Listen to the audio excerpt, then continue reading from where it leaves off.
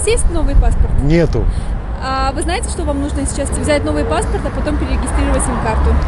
Сим-карту ее же уже перерегистрировали один А раз. теперь снова нужно сделать по новому паспорту. Ну, бог ты, я им не пользуюсь. Ну, это, конечно же, ущерб бюджету семьи, на мой взгляд, это действительно ущерб. И тем более, учитывая курс доллара, который сейчас имеется, и ни для кого не секрет, то, что это может быть даже 30 или 25% зарплаты, заработной платы. И это, конечно же, влияет на бюджет семьи, на мой взгляд.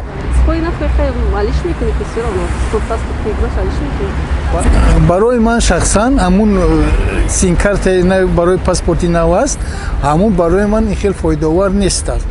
Чунки ман ва мегирам, нафақа мегирам, нафақаи ма барои умам расонда нест аст. Скажите, у вас есть новый паспорт? Нет.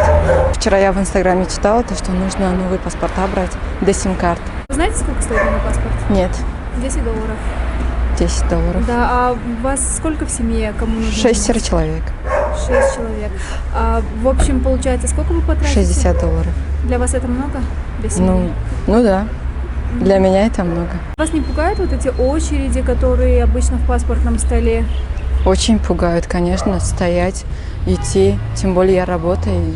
Я не знаю, я успею, не успею. В субботу примерно придется пойти и все.